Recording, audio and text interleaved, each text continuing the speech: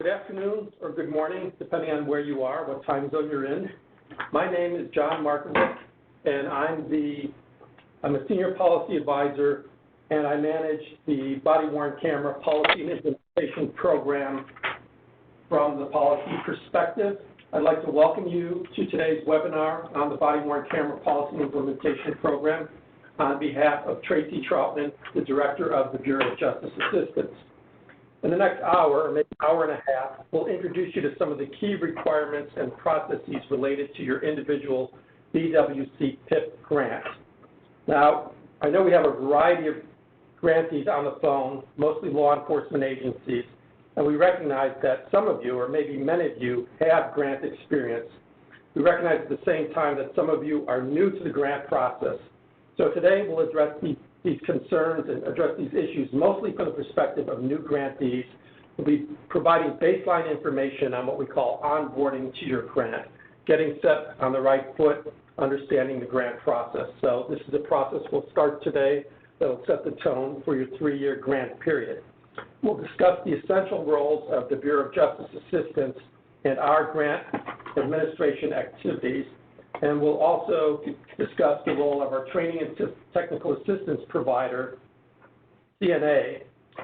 They will be providing resources and help as your agency avails yourself of this help and technical assistance and those resources as you move forward in developing your program. So we'll hear today first from the BJA team and then from the CNA team, again, which is our TTA, our training and technical assistance provider. Throughout the course of today's webinar and throughout your grant, the life of your grant, we want to be clear on the roles of BJA and CNA, how they're distinct yet complementary. And like I said, that's a theme that I think should be persistent throughout the life of the grant. This just provides an organization for today's webinar. Again, this is a framework to set the stage for successful engagement and ultimately achieving all the goals of your BWC PIP proposal. So I'm going to provide a brief overview of the program, so the programmatic elements. Most of you will be familiar with this as you were part of the application process. I'll discuss the overview of BJA's role and the critical processes in managing your grant, and I'll be assisted by Gerardo Velasquez, who's the state policy advisor on that. And then there'll be a similar overview of the TTA provider, CNA, and their role, their critical role in assisting your agency with various elements of your grant. So again, I'm going to repeat this theme, but we're going to clarify the distinct yet complementary roles of BJA and CNA. So for the BJA grant team side, we'll introduce our members, we'll discuss our roles, we'll spend considerable time discussing agency responsibilities for grant administration, what you're required to do to get started with your grant, to continue reporting throughout the course of your grant, keeping in line with the responsibilities of the grant. We'll highlight the key grant processes that you all should be familiar with. Starting today, some of you may already be well familiar with these. And CNA will do a similar presentation on the types of technical assistance they will provide. They'll introduce their team members, their team roles, discuss your agency responsibilities with respect to TTA, and then they'll discuss the various types of TTA that are available through this grant. I'm going to turn it over to Chip Coldren from CNA. Dr. Coldren will provide an overview of the logistics for today's webinar. Hello, everybody. My name is Chip Coldren, Managing Director of Justice Programs at the CNA Institute for Public Research. Just a couple reminders and logistics here. We do record the webinar for the benefit of others who cannot attend this webinar. Following the webinar, you will receive a request to evaluate it, and we ask you to pay attention to that, and especially in the evaluation process, if there are other webinars that you think we should include as a technical assistance resource, please let us know about that. There will be time for questions towards the end of the webinar, but if something develops in your mind and you want to get it out, just please use the chat function and leave your question there, and we will do our best to address it. And finally, if you're not speaking, please put your phone on the mute function. That will just avoid some interrupting background noise if it comes up. So John, back to you, and I'll be back with more about our TA resources later. Great, thanks, Chip.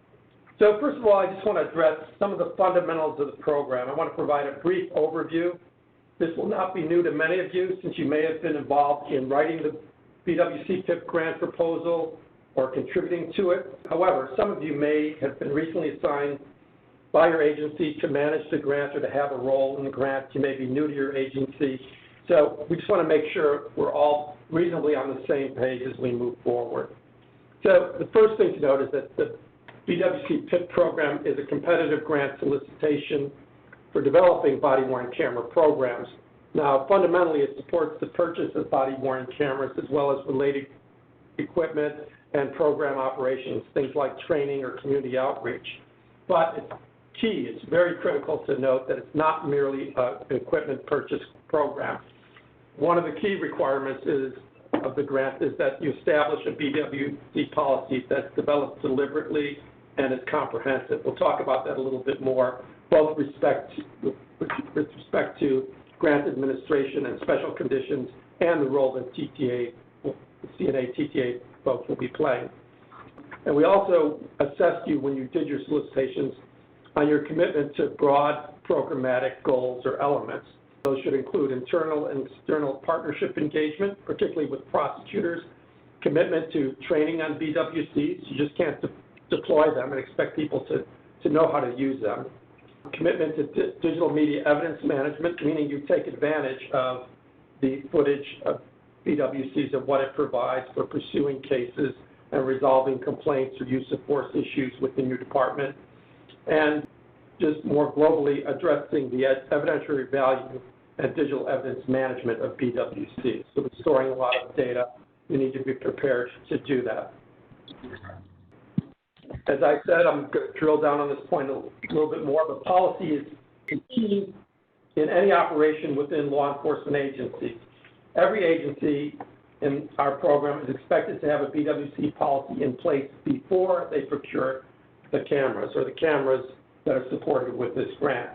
Many things have changed since BJA first initiated the program in 2015. There are many policy examples out there. There are more states that have weighed in with laws about BWC deployment and policy, which you need to adhere to within your state.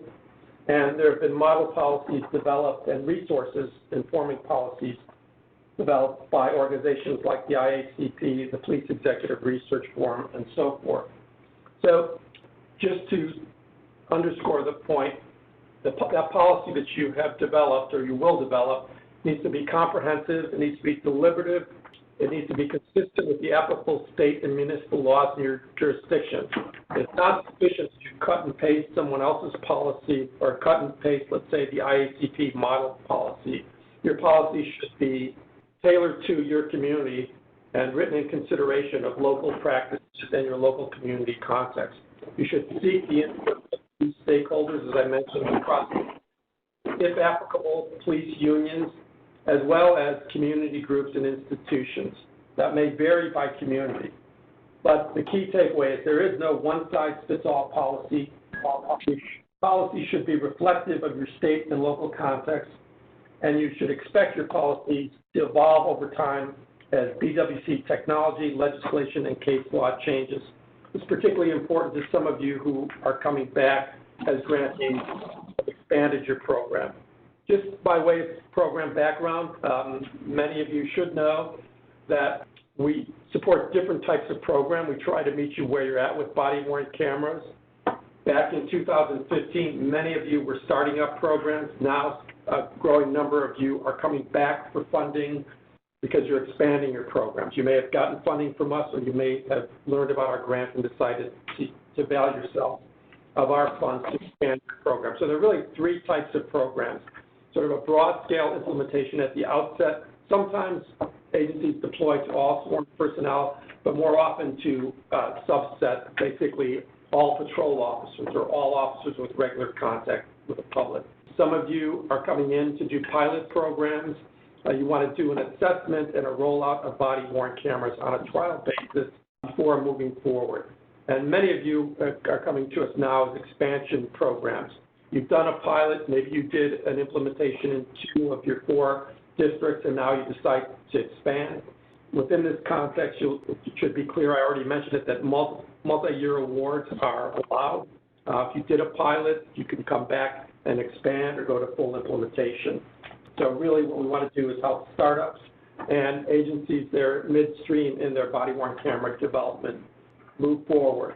And later Chip will talk, but a big part of that is peer-to-peer. So there's some seasoned people within our grant program and some new people across new agencies, and we'd like for them to learn from each other and exchange information with each other. Very briefly, here is a look at the type of agencies that have been supported to date. Since the onset of the grant program in 2015 and across around 419 awards. Not surprisingly, the bulk of those, the agency types are municipal PDs followed by sheriffs. We've also got a large number of university and college PDs, probably because they're grant savvy. In recent years, correctional agencies have come on board. So you should recognize yourself array along with some of these agency types. We have a diverse group of different agency types and sizes, and we learn a lot about how body-worn cameras are deployed in different contexts as a result. So very much in a nutshell, I just want to tell you a little bit about the purposes and goals of the BJA grant team. Gerardo will drill down on that in a few minutes, but the basic overall goal is to help you successfully navigate grant administration, assure compliance with grant terms and conditions, and keep you on pace to fulfill your BWC PIP administrative grant requirements across the 3-year grant period. So one of the immediate things, if you haven't done, some of the immediate goals, if these haven't been done already, is to finalize award acceptance and finalize budget approvals. Some of you are still in that process. To clear special conditions on the grant, we'll hear about those from Gerardo. Provide guidance on how to comply with federal grant guidelines and rules. Ensure that your procurement of body-worn cameras and other related equipment is consistent with federal procurement processes and requirements. We want to be responsive to your questions about management and reporting throughout the course of your grant, and we want to ensure, as I alluded to before, that your grant gets done in a timely manner. TTA will be discussed in more detail by Chip, by Dr. Coldren, but the basic goal is to provide training and technical assistance resources to optimize your chances of successfully implementing your projects. This is done by ensuring that each agency, and those of you who have sub-grantee agencies, has an established BWC policy in place before deployment, and to develop working relationships between sites, sort of a community of practice where you can learn from the TTA provider and from each other through regular contact with your TTA teams. That's particularly important if you're developing your body-worn camera policies, but there are many other types of TTA that are extended beyond that period that are available to you, trying to meet you where you're at. They also want to provide structure and opportunities for you to learn from each other, the peer-to-peer learning community of practice I just alluded to. So now I'm going to shift to BJA award administration and talk about a few things before I turn it over to Gerardo. First of all, here's the team. First list is myself, John Markovic. I'm the Senior Policy Advisor and the BWC PIP Lead on the Policy Division. Esmeralda Womack is the Division Chief. She oversees the fiscal and administrative issues of this grant, as well as other grants. Some of you who are repeat customers here may remember Stephen Fender. Esmeralda's come in to step into the role that Stephen played before, since he's moved on elsewhere in the organization. And we also have our 2 policy advisors. Each of your sites are assigned to one of these 2 advisors. First, we have Gerardo Velasquez. He's the State Policy Advisor and Program Lead. And we have Yolaine Faustin, who's also a State Policy Advisor and the co-lead with Gerardo. Here are the primary roles of the State Policy Advisors. They're first in line when you need to communicate about your grant.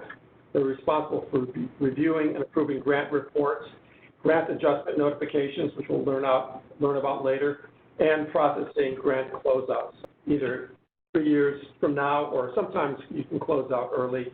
There also are opportunities for extensions in limited circumstances. But basically, your state policy advisor, Elaine or Gerardo, will be the first point of contact in addressing all questions regarding programmatic, financial, and administrative elements of your grant.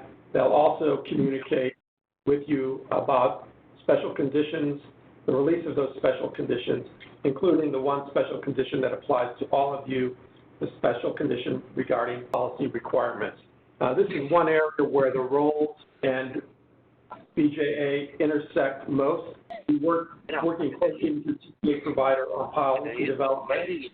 This, I just mentioned Gerardo and Yolaine. This, as Chip said, this webinar will be available, but if you want to take a moment, this is their contact information, to jot that down. They will be reaching out to you, and all this information should be available in your grant material. This is basically how they are assigned by region and state. So if you see your state there, you should feel pretty assured that you're assigned to Gerardo or Yolaine. There are a couple states at the bottom where they've split responsibility. This is for reference purposes. They will contact you eventually if they haven't already. You should feel free to contact them. And if we need to make a correction about who your state policy advisor is or clarification, we can do this. We can do that in the future. So now I'm going to turn it over to Gerardo, who's going to really walk you through some of the details related to your grant responsibilities and operations moving forward. Good afternoon and also good morning to our West Coast people. On accepting your award, applicants have 45 days to accept the award from the date of the award notification.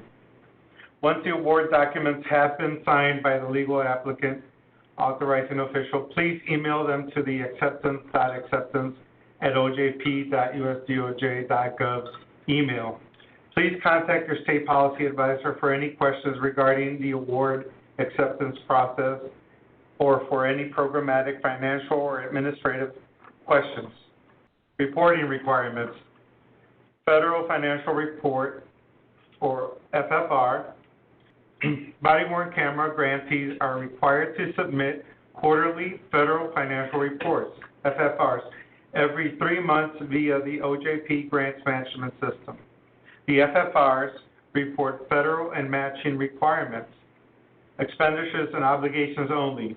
Note, drawdowns are not reported on the FFRs. And these are completed in the Grants Management System, or GMS, also submitted in GMS. Report due dates. They are due quarterly. Programmatic progress reports. To identify your grantee successes and potential areas of improvement, to help us understand your activity and progress, and also to help us understand what funds are being used for. And this is completed in the Performance Measurement Tool System, PMT, and submitted in the report in PMT, and then submitted in GMS semi-annually.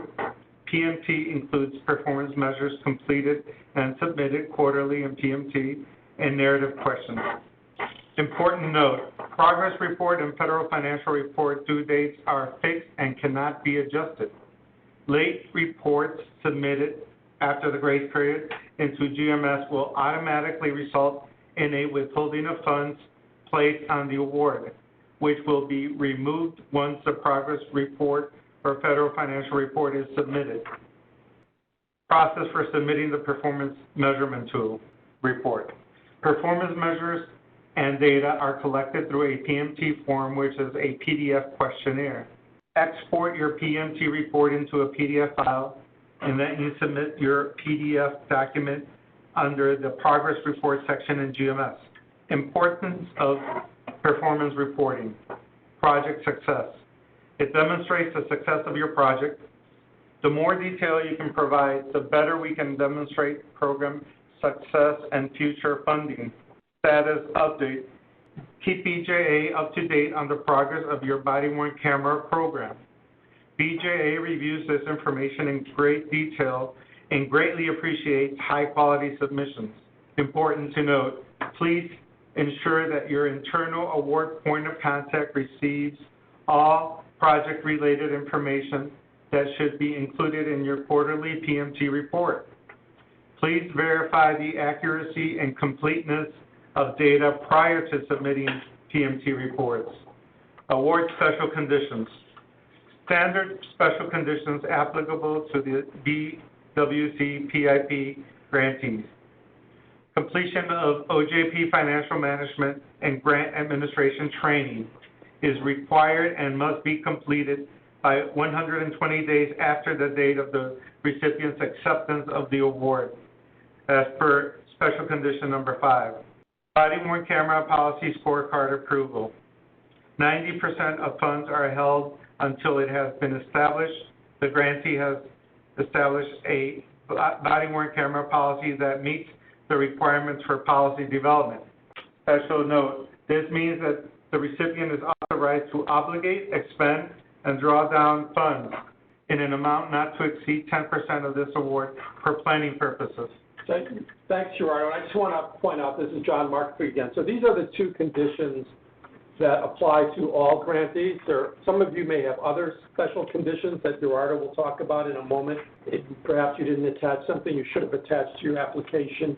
But regarding the OJP financial management and grant administration, just want to let you know that there are two options available for that. There is an in-house training that's available here in Washington, but there's also an online training.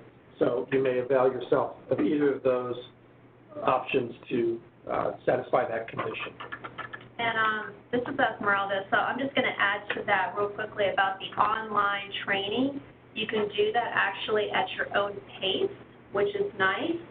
So if you all decide to do that, the details on those trainings you will find actually on OJP's website under the Training and Technical Assistance page. And just to clarify, we're getting a little bit of detail here, but for those of you who are new, right, the Bureau of Justice Assistance is a grant-making agency.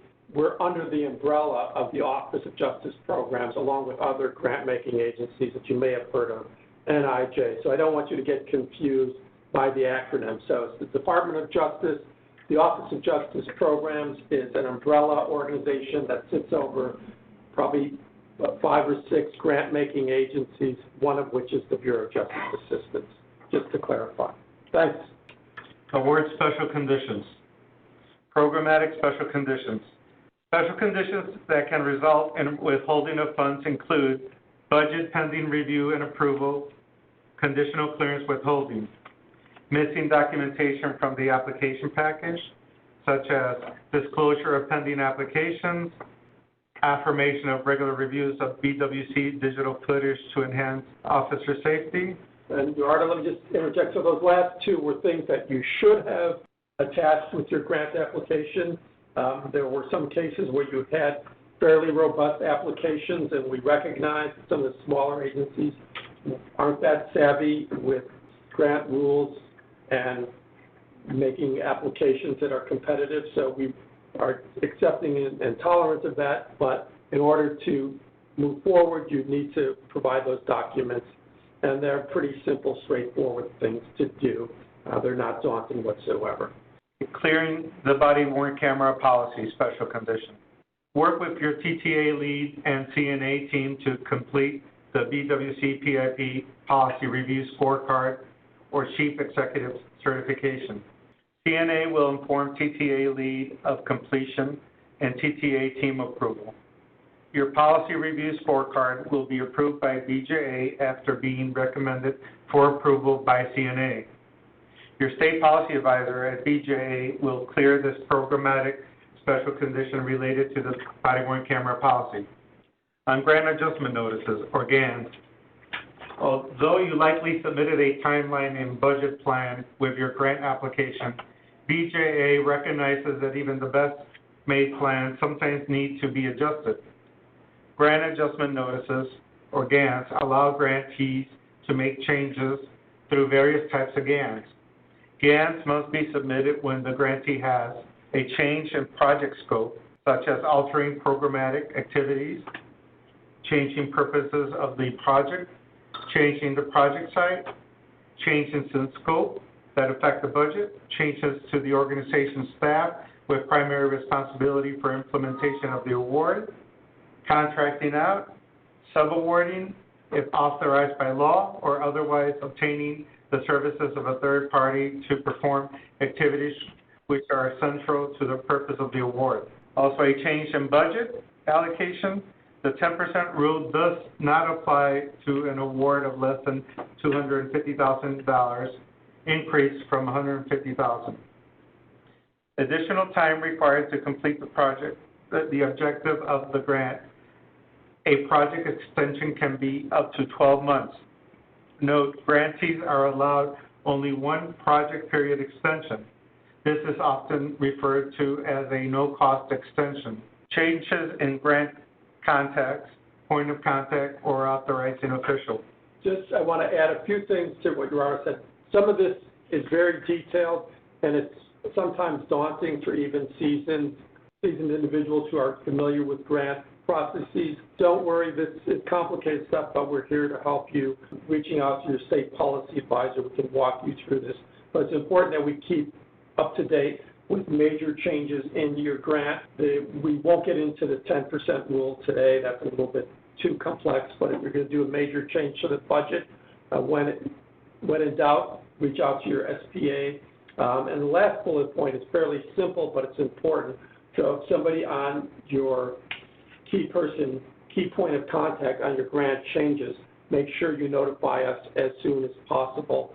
You know, if that gets lost in the shuffle, reach out to your TTA provider who will have contact with you, and they'll alert us that you're looking to do that. Because if several people leave and they're the points of contact and you don't know how to get access to the grant management program, GMS, then you may be stuck. So phone calls to us at the numbers provided, or contacting the TTA provider and alerting them of that change would be critical.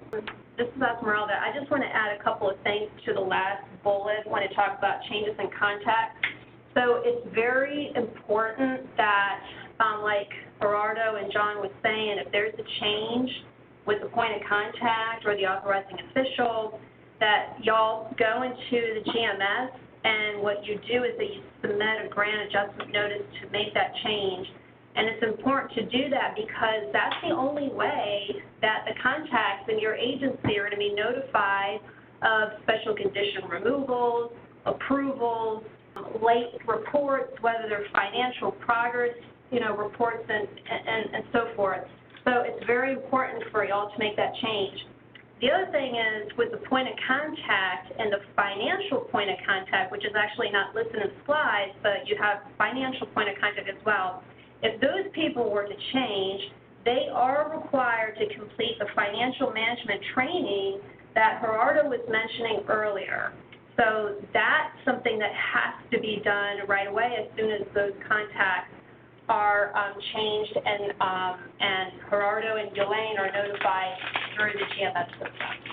Grant adjustment notices. In the event that your agency needs to submit a GAN, please contact BJA's State Policy Advisor directly for any questions. Your State Policy Advisor will work with you on the particulars of your GAN request, such as contact BJA's State Policy Advisor directly about a GAN request. If you discuss a GAN with the CNA, TTA lead, or team, don't expect that information to be relayed directly to your State Policy Advisor. Here's a GAN process at a glance. A grantee submits a GAN in GMS. Examples of programmatic changes to the award include grantee point of contact, budget modification, project period extension, change of scope, sole source request. BJA reviews the GAN. GANs require multiple levels of approval and should include necessary supporting documentation. Grantee receives automated email notification.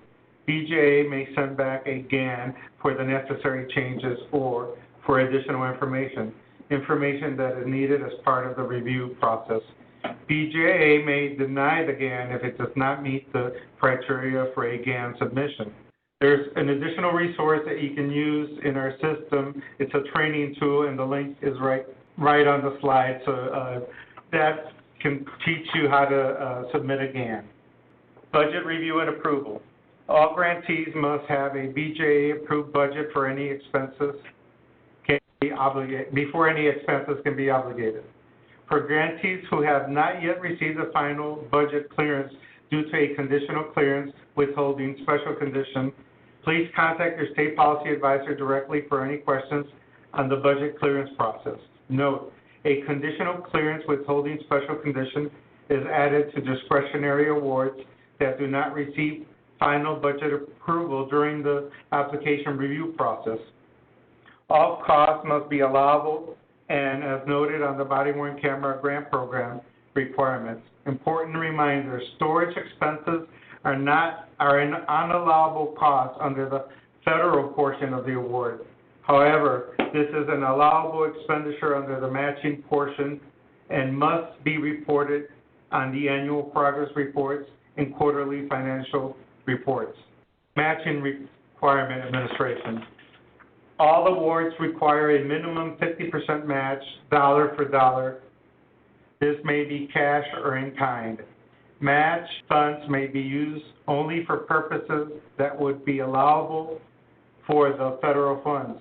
See the FY 2019 body-worn camera solicitation and the DOJ financial guide for further details. Ensure all supporting documentation is maintained for expenditures incurred under both the matching and federal portion. Important reminder, when considering personnel hours as part of your body-worn camera project, please ensure that local funds are not supplanted with federal funds. Federal guidelines for procurement. Ensure competition for all federal funds. Per the DOJ financial guide, recipients and subrecipients must conduct all procurement transactions in a manner providing full and open competition consistent with the procurement standards in the uniform guidance. This requirement holds whether procurement transactions are negotiated or competitively bid, and without regard to dollar value. In order to avoid unfair competitive advantage, contractors that develop or draft specifications, requirements, statement of work, and invitations for bids or requests for proposals must be excluded from competing for such procurements. Grantees should follow their local state guidelines for procurement. When deciding the specific processes for bids, timelines, and the scope of those documents, you should use your state and local guidelines. Timeline. Agency timeline is not a factor for compliance. So just let me clarify what that means. So basically you need to be deliberate and competitive in complying with those procurement rules. So if you said you would, in your timeline, that you'd purchase the cameras, let's say by December 31st, you can't say, well, we just rushed through procurement because we wanted to abide by that deadline. The procurement process and the requirements of the procurement process in that case would trump your schedule. It overrides your schedule. Federal guidelines for procurement. Continue. Per the DOJ financial guide, contracting don'ts. Don't include unreasonable or otherwise unjustifiable requirements that would be restrictive of competition. Don't require unnecessary experience or other unnecessary criteria or elements that cannot be justified or supported with procurement procedures and the procurement standards. Don't allow for engage in or facilitate non-competitive pricing between firms or affiliated companies. Don't forget to include all applicable contract provisions described in Appendix 2 to Part 200 and in any procurement contracts. Don't require unreasonable time frames or performance. Sole source procurement. Sole source procurement is generally not encouraged and will be approved only in limited circumstances, as stated in the OJP Sole Source Justification Fact Sheet. purchase of equipment, technology, or services under the OJP award to include but not limited to non-competitive sole source procurements.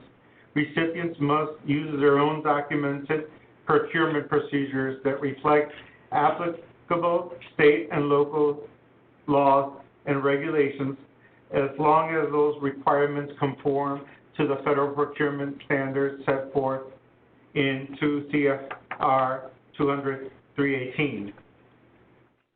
For the DOJ Financial Guide, Section 3.8, non-federal entities may conduct non-competitive proposals or sole source procurement by procurement through solicitation from only one source when one or more of the following circumstances apply.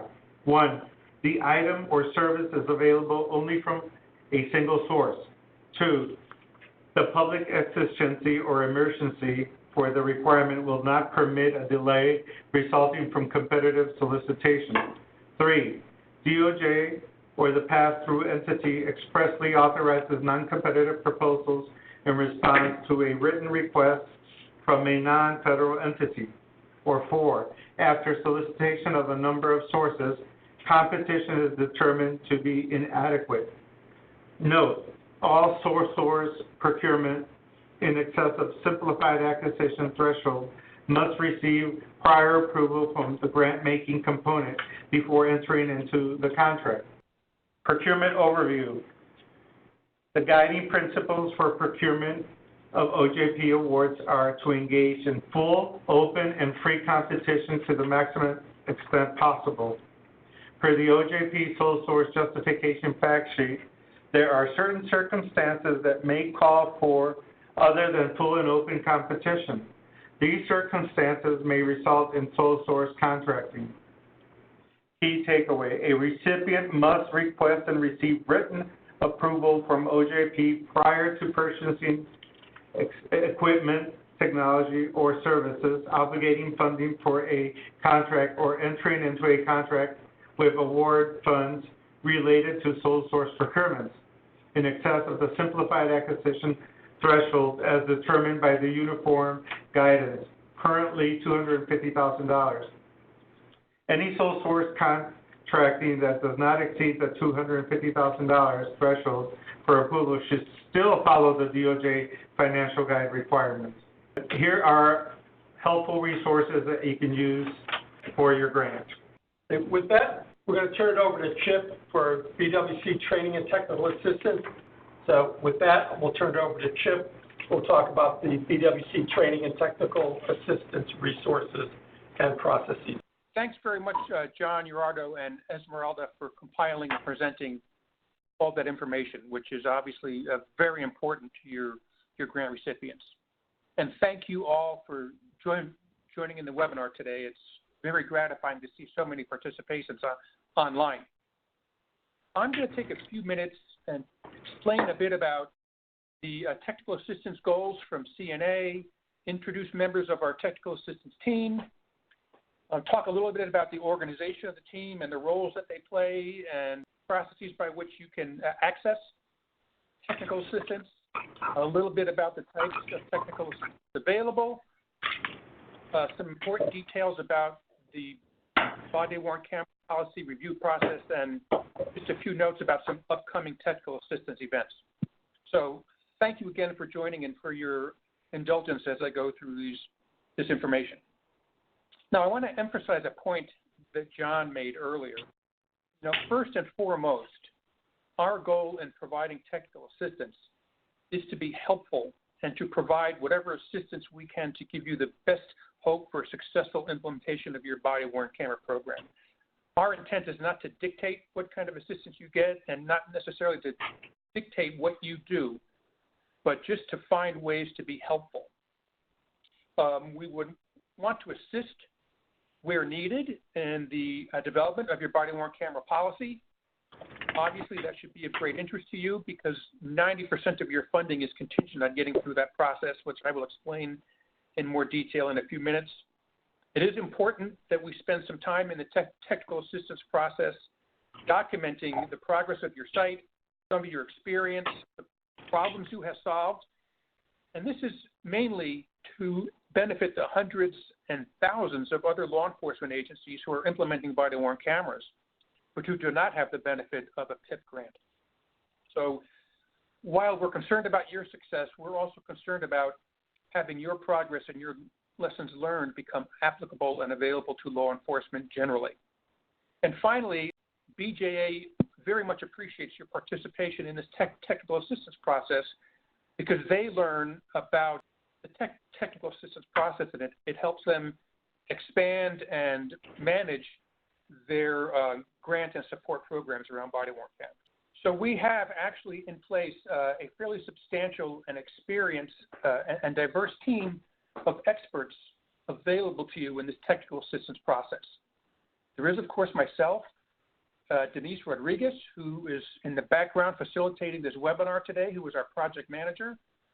And you'll see we have about 8 what we call technical assistance leads and 4 analysts on staff to work on this technical assistance process. So I just want to walk through these individuals for a minute so you get a sense of who we have recruited to be helpul to you. Orlando Cuevas is retired from the Camden County, New Jersey Police Department and is currently the director of the Police Academy at Camden County Community College. Scott Hogue is a retired police chief from Post Falls, Washington, and a veteran of the body-worn camera grant process. Richard McLaughlin is a retired police chief in Laurel, Maryland, and Laurel was one of the very early adopters of body-worn camera programs. Harold Medlock is a retired chief out of Fayetteville, North Carolina. Damon Mosler is a deputy district attorney in the San Diego District Attorney's Office, so he provides a very valuable perspective from the prosecutor's end. Mary O'Connor is a retired assistant chief from Tampa, Florida. And Jeff Smith is the current public safety director in Sturgis, Michigan. So these are the law enforcement experts that we have recruited to help with your technical assistance work.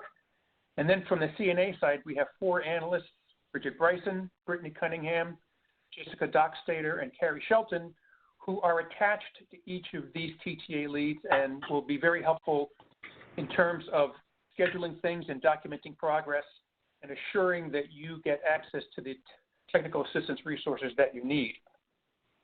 And I hope you will understand through this information that BJA has compiled a pretty broad network of support for the body-worn camera programs. And you shouldn't feel if you are assigned a specific TTA lead. So, for example, if Scott Hogue is your lead TA provider, that doesn't mean that you deal with him directly and deal with him only.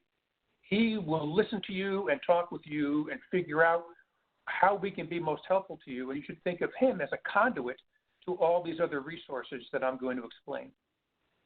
It's also important to note that we have 2 major partners in this process, Arizona State University and Justice and Security Strategy. So CNA is not the only organization working on this. We have several partner organizations, and as you can see, a strong team of professionals working on technical assistance on your behalf. Now, regarding roles, what we have done for the most part is taken a look at the geographic locations of your sites and map them to the availability of our technical assistance leads. That doesn't work perfectly in all cases, but we do make an attempt to match up people in the same geographic area. Then there's a greater likelihood that the TTA lead knows a little bit about your region and issues conflicting law enforcement in your area, and it's just cost efficient to do it that way. And I think one of the most important things to talk about is the responsibility of this TTA team and of the TTA lead to establish a working relationship with you and an ongoing dialogue so we can achieve these several goals that we identified for technical assistance.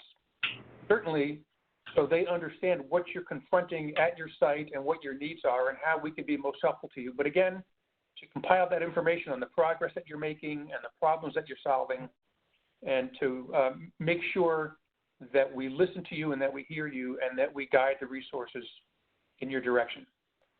One other thing I will just say about this is that this relationship between the TTA lead and the team and your site is crucial to the success of the technical assistance program. Without the opportunity to have a mutually respectful and professionally helpful dialogue about what's happening with your program, there's little likelihood that we will identify what it exactly is that you need to be successful. And so it's not just a routine phone call. These phone calls, usually held biweekly or monthly, are the lifeblood of this program. And it's that relationship that's developed that provides the foundation for all the other work that we do. And so you can see here that there's a number of topics that can be addressed on those phone calls. Certainly, as you've heard, policy development is a key topic. Engaging others outside your organization in that development process is important. Developing training resources, solving technology problems, working on requests for proposals, and other topics that you might find helpful. And actually, accessing technical assistance resources is fairly straightforward. As we have suggested, this dialogue between you and your TTA team and your TTA lead is the most effective way to identify those needs. But anybody from your site can come directly to www.bwctta.com and make a request directly, or you can steer those requests through your TTA lead and your TTA team. So we will find a way, one way or the other, to meet your needs, but you have several options there.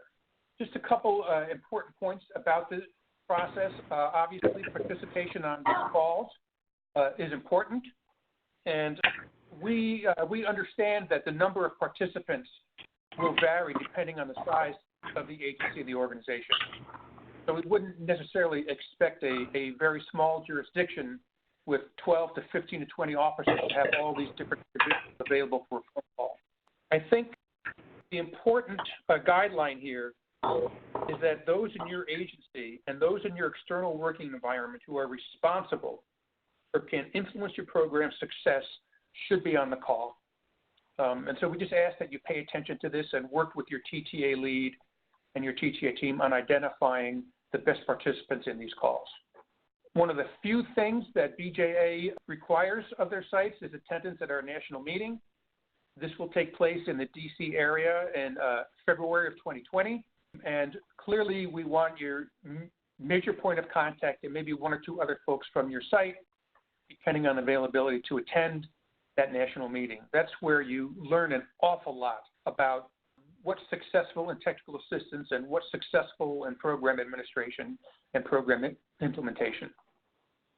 It is also possible for individual sites to request meetings. So if a site identifies a need that is particular to your agency or maybe to a number of agencies in your region, you can make a request that several people from the TTA team will come to your site and attend and facilitate a meeting of this type. So that's possible as well. This is just a quick run through of the types of technical assistance that are available to you. It's a pretty long list, and it just it emphasizes the fact that BJA has invested heavily in making these resources available to you. I'm not going to spend time going through each one of these right now.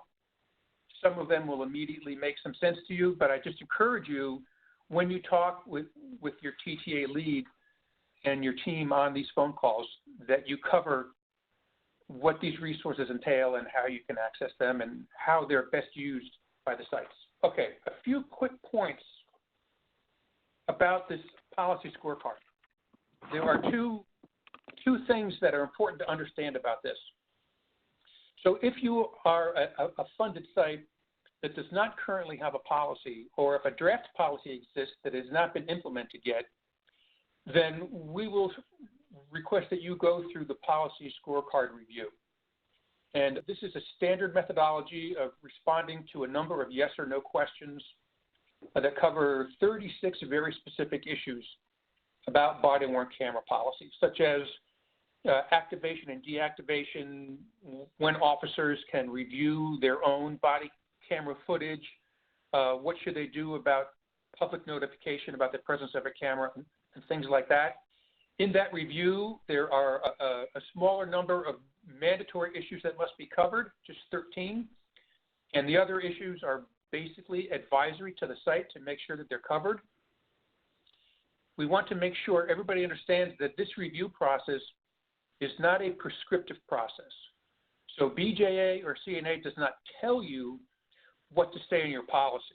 What we do is we go over these 36 issues and we make sure that your policy addresses them in one way or another.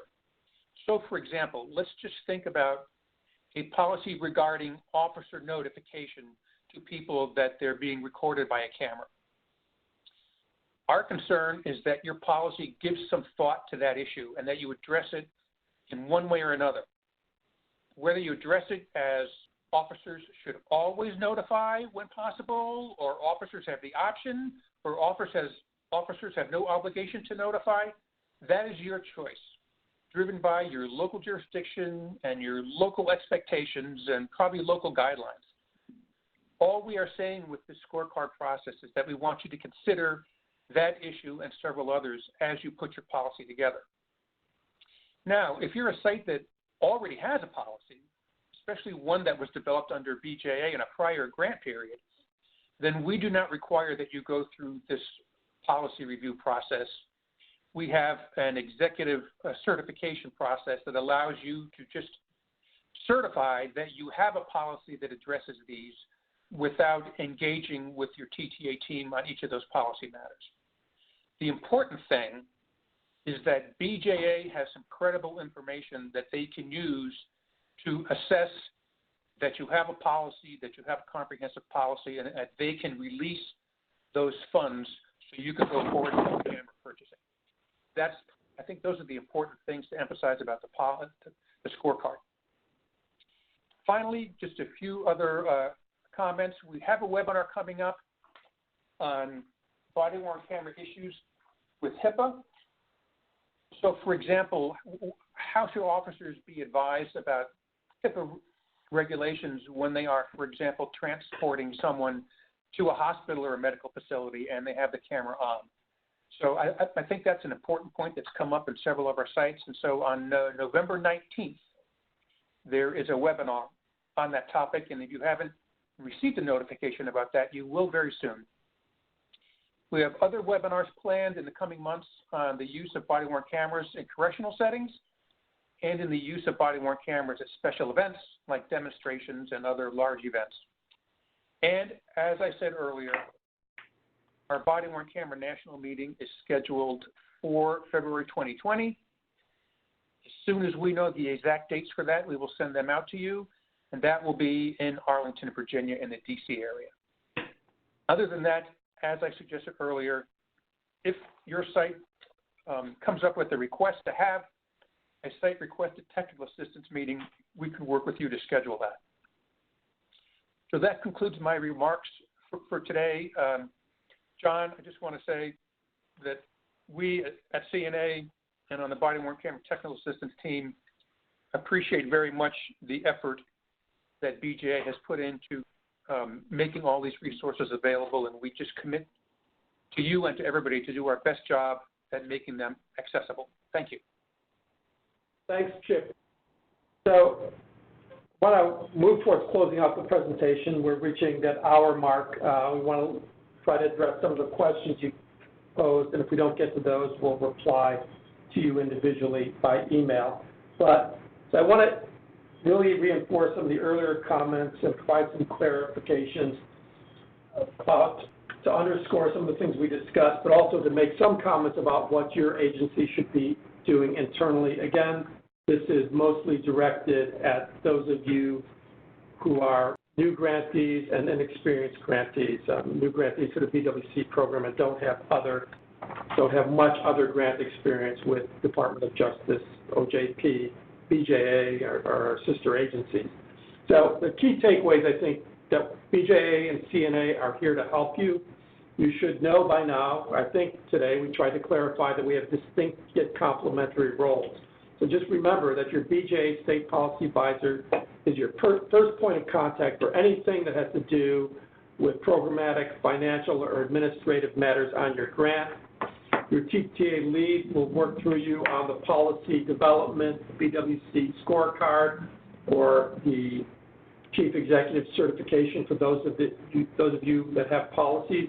And think of me sort of as the middle person between CNA and also with the BJA program staff here. So I write herd. I kind of try to make sure that everything's running smoothly, that the TTA is meeting the mark. I meet often we have conference calls and meet often with the TTA provider. They're going to be helping us put together the national conference. So I work closely with them as well as with Esmeralda, Elaine, and Gerardo, who tend to the more administrative elements of your grant.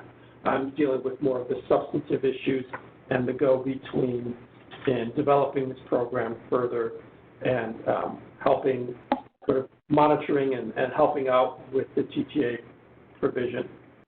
So there's a couple of things I want to underscore. Just as we're trying to be organized here and know our roles, for those of you who are new to the grant process and even those who are seasoned, it's important that you do some similar process, right? Identify your agency's key players and their responsibilities. Esmeralda and I talked about the importance of your points of contact, be the sort of the general point of contact for your ward or the financial point of contact. You should communicate internally often. Sometimes in larger agencies, there may be a grant administration specialist who's doing all these reports. You may have 5 grants right before, just after the end of the quarter. They have a month to turn it in. They may be making assumptions or may not have the time to reach out to you, so you should be reaching out to them to let them know about the progress of your grant and anything that's relevant for financial reporting, which you probably do internally, but also programmatic reporting. Know who your CNA, TTA lead, and analysts are. You should learn that very soon if you haven't already. They will be in frequent contact with you in the early portions of the grant. But again, we're here to help. Don't hesitate to reach out to your state policy advisor or your CNA contact, your CNA team, with any questions. Don't be worried about asking the right question to the right person. Try to do that. But if you ask CNA a BJA question or if you ask BJA a CNA question, we'll point you to the right source. We communicate often and regularly. So you should be reaching outside your agency, not just internally within your agency. Certainly, you should have contacted your prosecutor as you were developing your solicitation, but obviously as you implement cameras, if you haven't already done so, you'll be sharing body-worn camera footage with them. They're a critical partner in the process.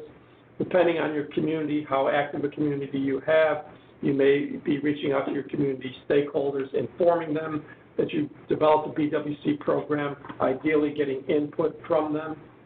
If you have citizen review commissions or citizen advisory boards, obviously you'd want to let them know as you move forward with your body-worn camera program, and depending on your local context, get their input. You want to think about engaging with partner agencies, others around you as you develop your policy and your program. You may have a neighboring department who will be reporting to the same prosecutor, so you should compare notes with them as much as possible. And CNA will help you develop that community of practice, particularly if you have some issues. I think we're going to help you. Chip alludes to the fact that we're pretty much there's no TTA request, virtually no TTA request will get denied. The only thing we won't do is tell you what body-worn camera vendor to use or what product to buy. We simply can't do that for ethical reasons, and we need to remain neutral, but we can point you to other agencies who may be using the products you're considering using or the vendors you're considering using. So we're pretty flexible. There are a few limitations to that. This very quickly are sort of some flashcards. If you listen to Chip and you listen to Gerardo pretty carefully, you should know the answers to this.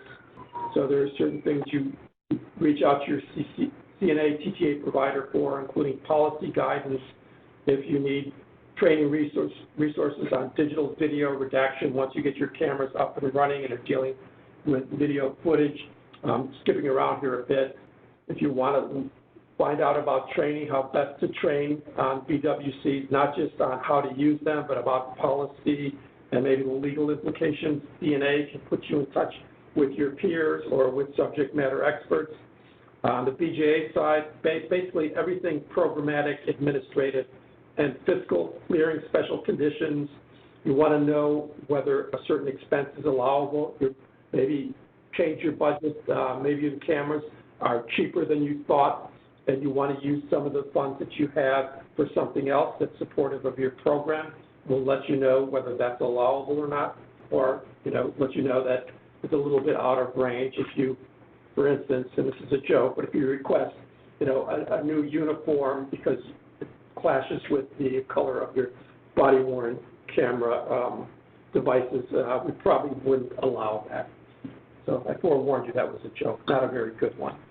Here are some of the resources that both Gerardo and Chip alluded to. I'll leave that up for a moment. The next slide is questions and answers. So I'll leave that up, and we'll address maybe a few of the questions in the time we have remaining.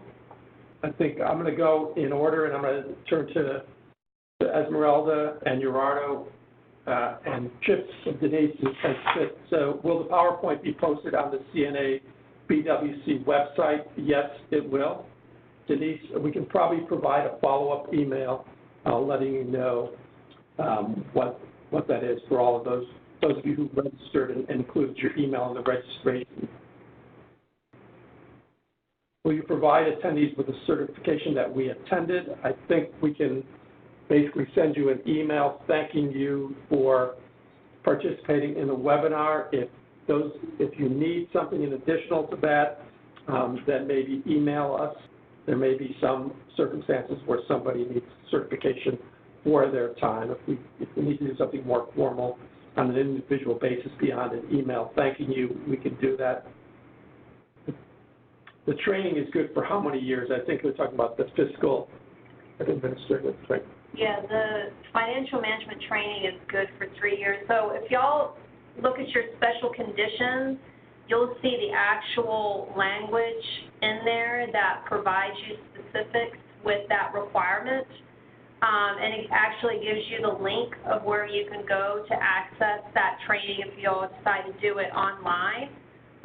One of the questions that we got was, who's required to do the financial management training? So consistent with what I was saying before, it has to be the point of contact and the financial point of contact. If y'all decide to have an alternate point of contact or an additional financial point of contact, they are required to complete that training as well. The authorizing official is not required to complete that training. So that's in response to that question. So there's another question here from an individual, and I'll mention your name, Stephen Roberts. When I went to do the online training, this BWC PIP grant did not come up under our FEIN, only our COPS grant did. Will that training suffice? I think there's two questions there. The question is why it didn't come up, and you may want to call the help desk. It may be, I'm guessing that if the award hasn't been accepted yet, that it might not have been input. So we can check on that if you email if you know who your state policy advisor is, email them. If not, just email all of us, Gerardo, Elaine, myself, and if you have Esmeralda's email down, we can take care of that individually. Right. And that financial management training, once it's been completed, it'll say on there the name of the individual who completed the training. It'll say that they successfully completed the training, and it's got the date on there. So if you look at the special condition language, it says within the time frame that certificate is good for. So I believe it's 3 years.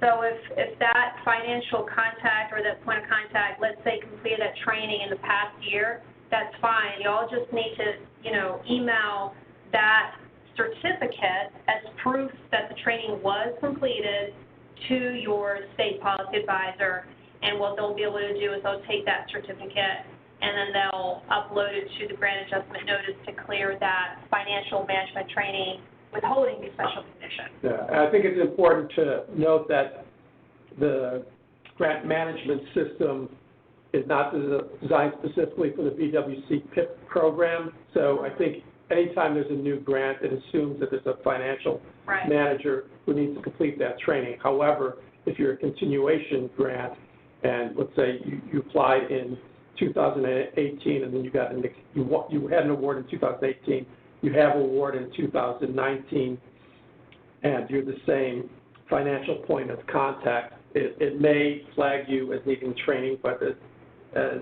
Esmeralda said, an email notifying us of that will clear that condition. I think that's the question, similar to what we got from Andrew.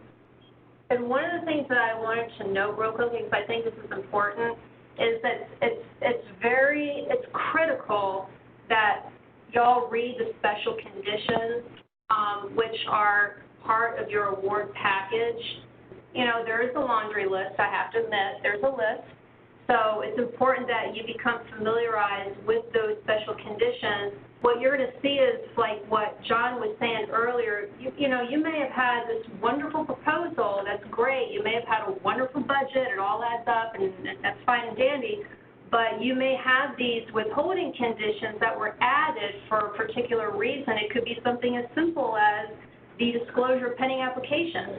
Maybe that disclosure statement that y'all originally provided during the application process, maybe it was incomplete, or maybe it was something in there that wasn't for this particular award, something to that effect, or maybe it wasn't uploaded, period. So if y'all are looking at these special conditions and you're wondering why was this added, you need to contact your state policy advisor. They can go in the system and see why it was added, and they'll tell you what the requirements are to remove those withholding conditions. Yeah, and then for the policy withholding condition, that's where we work most in tandem. That's one where we work in tandem with CNA. So some of you may have developed your policy, some of you have drafts, some of you don't have a policy at all. So they will work with you to meet you where you're at and execute either the scorecard in tandem with developing your policy, or allow your chief executive to certify we have a policy, it's active, and it meets the key criteria that Chip outlined on the scorecard. That form parallels the scorecard. It's for experienced agencies that have an existing and active policy. So that CNA will initiate that contact, or for any other type of special condition, if you forgot to add something to your application and so forth, if you're late with your reports, all of that comes to BJA and your state policy advisor, not CNA. So special conditions, one that's routine is the policy development. We work hand in hand. They will approve your scorecard. We'll verify that it's intact, and then when I do that, I send you Elaine or Gerardo an email, and they clear that special condition. Those generally go without a hitch. Once in a while, we'll see something that maybe was missed that needs to be clarified when we get it from CNA, but that's pretty rare. But so just the special condition regarding policy, you know, your first point of contact probably will be CNA, but for all other special conditions, it's going to be BJA, your state policy advisor. One thing that I want to point out real quickly is that the body-worn camera awards for FY19, just to let you know, everyone's got a withholding condition on the budget. So what you're going to see is that conditional clearance withholding condition. So basically what that's going to entail is that you're going to be working with your state policy advisor, Gerardo Velasquez or Elaine Faustin, and you'll be working with them directly to get your budget cleared. So it's very important that when you're working on getting your budget cleared, it's important that you submit, you know, a complete budget that adds up to the federal award amount. Things are categorized correctly under the proper budget category. Computations are correct. They add up. There's nothing in there that is, you know, unclear, or, you know, statements that you have in your narrative that don't coincide with the budget detail worksheet breakdown.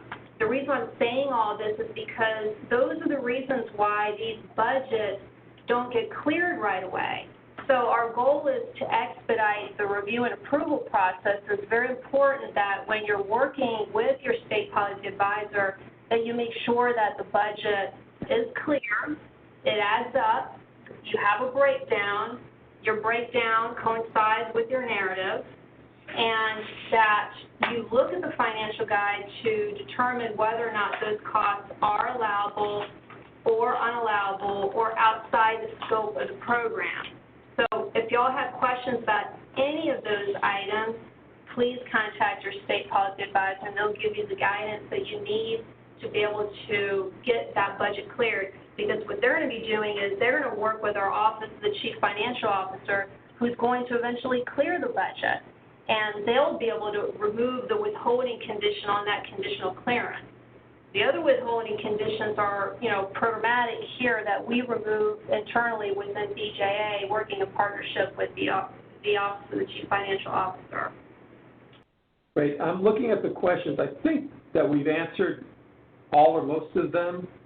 I'm going to take another quick look. Does anybody have any other questions that they want to post? Okay. With that, I think I'm going to bring it to closure. We were scheduled for an hour. We went over a little bit. We had a lot of material to cover.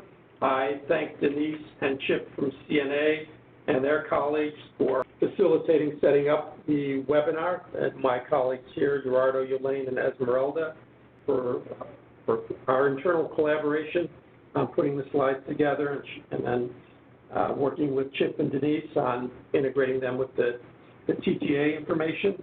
Thanks to everybody for attending. We look forward to working with you over the next 3 years.